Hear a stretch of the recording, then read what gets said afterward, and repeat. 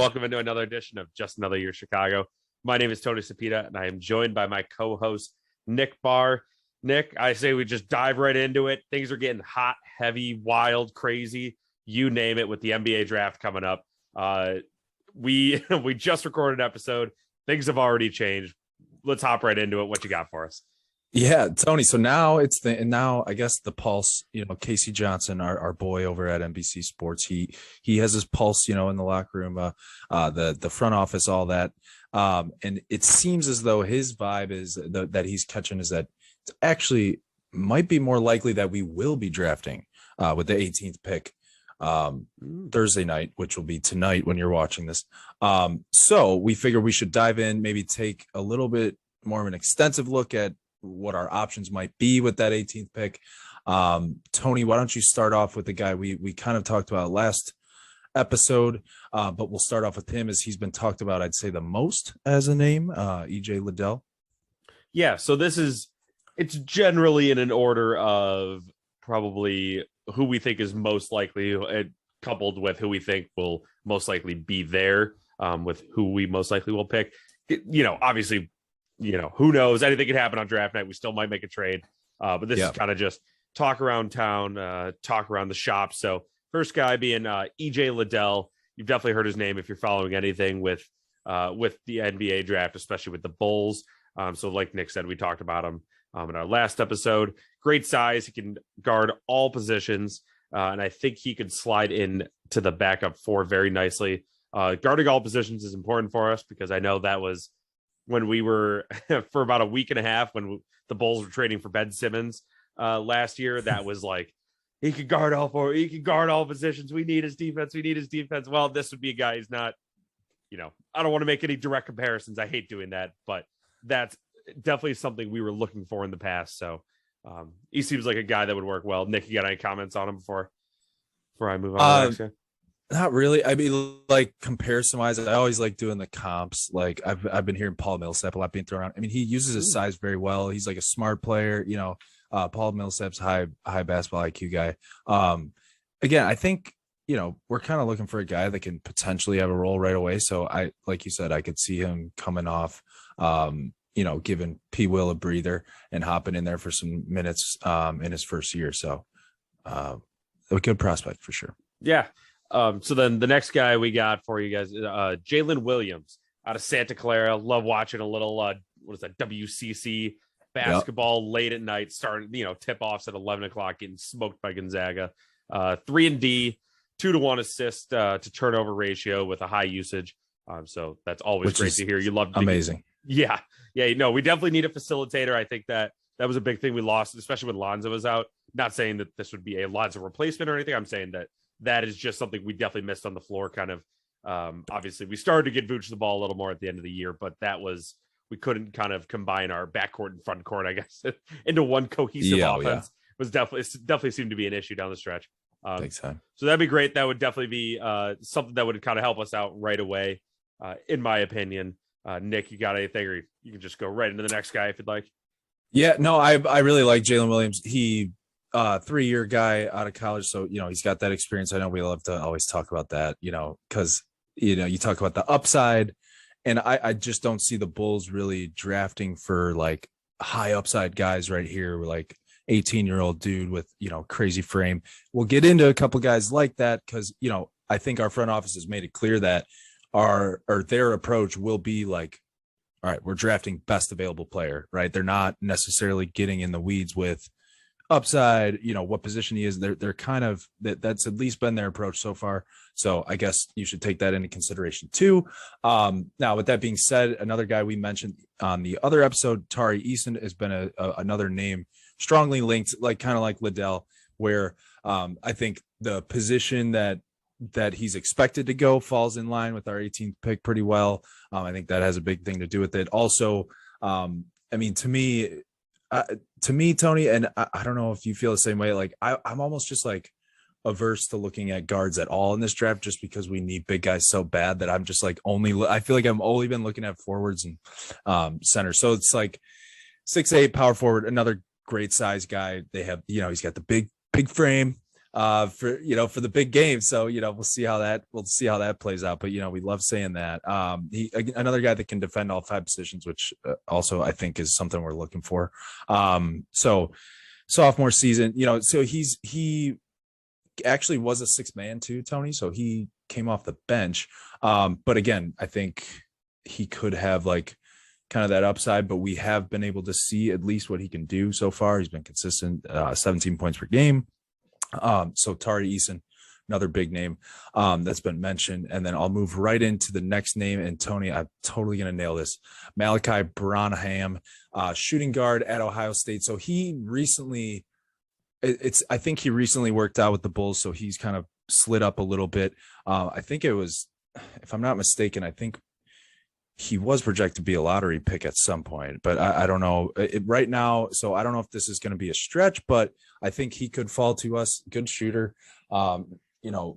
It's so far, like I said, with our backcourt being loaded with guards, I am a little hesitant to like go deeper on the guy here. Now, I mean, I think he's a proven very solid shooting guard. I just don't know if that's what we're looking for. So Tony, I will pass it to you. To talk a little bit about the big man, Jalen Duren, who again, high upside guy that was like nearing the lottery. So I don't know if he'll be available, but again, we could use, someone with size, right?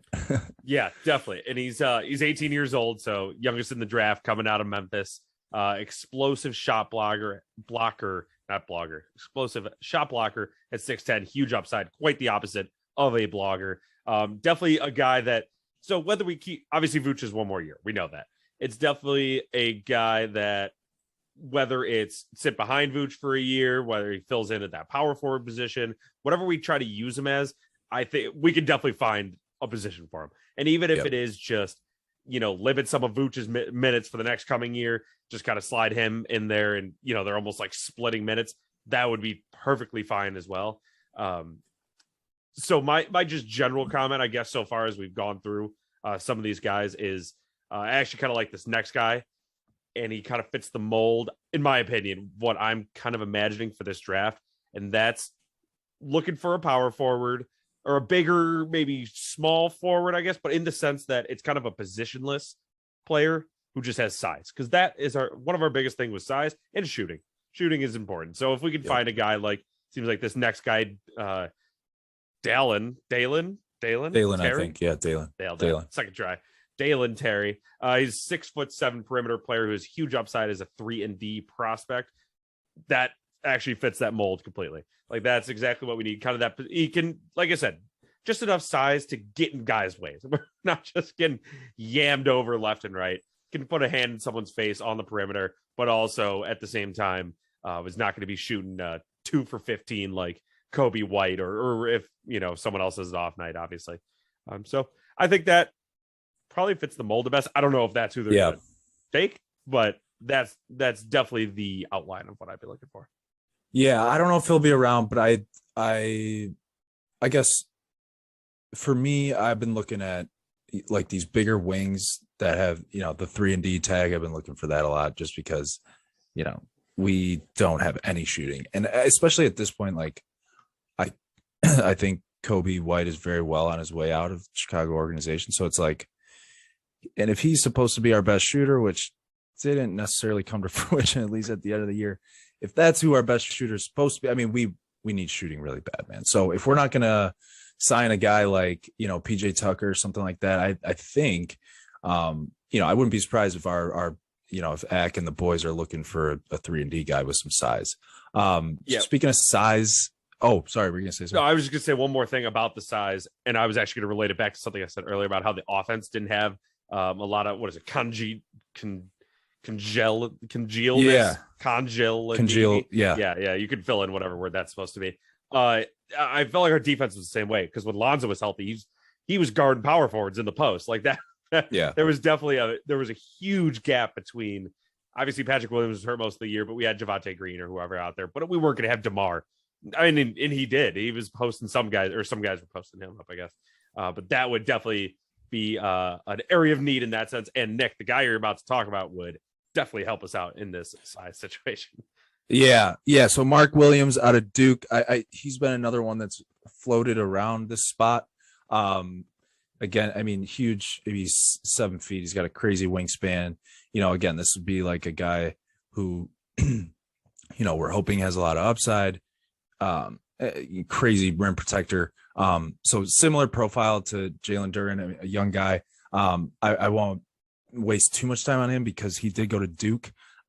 So with that being said, and Tony, I know, I don't want to ramble on, but I personally really, really like this next guy, Patrick Baldwin Jr. He's a coach's son. So everyone keep that in mind. It's not always the guy you want to hang around, not always the guy you want like ask to hang out with after practice, come to the kegger. Yeah. Not a so who knows? good hang. Yeah. But maybe he was just focused on his game. Who knows? The only thing about, so Patrick Baldwin was a huge prospect in terms of the NBA eyeballs, and then he ended up having some injury struggles and only played 11 games last year. So the tough thing about this is like, and again, we're talking draft, so we could literally draft none of these guys, and that wouldn't be surprising. But I think like the radar on where he falls is just unclear at this point, unless you're literally the guys in the boardrooms, because we just don't really have a lot of sample size with him.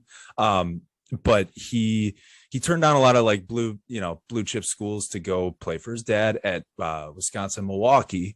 But for me, I think like he's just like one of the more pure shooters in this entire draft. I mean, and I'm speaking like simply just looking at highlights, and I enjoy his stroke the most. Okay, so take that how you will, but definitely like fits our needs on paper though. I mean, if he can come in 3-and-D guy again at 6'9", he provides some size too. So I don't know how he'll be injury wise, if that's a risk like we'll even want to take.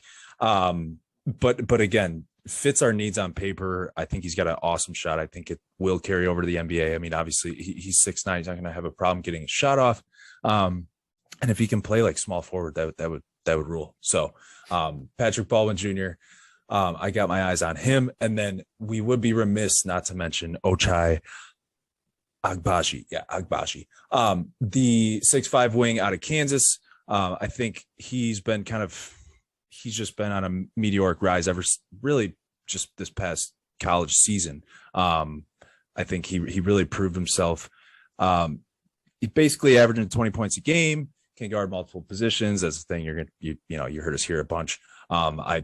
I think not only do we hold that highly, I think our front office is holding that pretty highly as well. So that's why we throw it in there.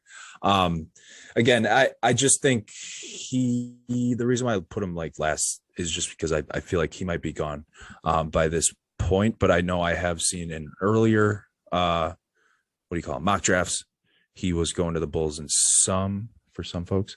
Now again, he can guard, bigger guys than him. So I can see where we would, get some usage out of him as a wing. Now, I just feel like we're going to be, again, I mean, I hate to just look at like inches, like 6'6". No, we're looking for 6'7", but I really do think we're looking for a big wing.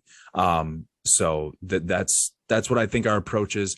I think overall our draft approach is going to be like, if we're taking the pick, that is, Tony, right? Because we don't know if that's even going to happen. If we're taking the pick, I think we will be looking for a guy that we're confident that, maybe doesn't have a lot of upside, but we know what he can do right now.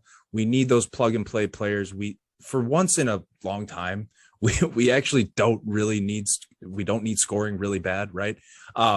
So we don't necessarily need to look for the best scorer. I know it's easy to do. It's basketball. It's easy to look for that, but I think we need to find someone that, not only fits our needs defensively, but just pure size. And then especially 3-point shooting, for God's sake, it's the NBA. We got to make 3-point shots. So I think that's our mindset for the draft. So we'll see what happens. Obviously, if we keep our pick, we'll, I hope we get a guy that can, have somewhat of a role in his first year, coming into the big boy league. So we'll see. Yeah, you make a great point. I won't continue to ramble on because we kind of hit the nail home here, I feel like. But 3-point shooting does matter to me. And not the general manager of the team. I get that. Like if they've identified a true solution, I'm not going to go, cry about it if they don't take the guy I think they should take. But I was at both those home playoff games, and when we're setting records both nights, I believe for 3-point attempts in a playoff game and not breaking, I don't think 25%. That it's just embarrassing, is what it is. Yeah, just 50 attempts. That's nothing to show for it. It's just purely like defeating. It's okay to play like a positive side of that. It is fun. Like it is kind of all fun and games when you get DeRozan, who's like mid-range king, and you get all these old heads that are like, oh, you thought mid-range was dead. Like, look at this Bulls team here, and they play hard with defense, everything, and like their hustle was there. They got all like the old head key markers. You hit them all on the head, but it's just like at the end of the day, this is Steph Curry's NBA. We need to make the ball behind the perimeter sometimes. That's all I asked for. Just like at an average clip, even slightly below average, just not like record bad. Like freaking Rockets against the who was that against? Was that against the Warriors? Rockets against the Warriors, like however many years ago that was, when they just missed like 15 straight to end the game. Yeah. So that's just abysmal. Also, a little cleanup from earlier.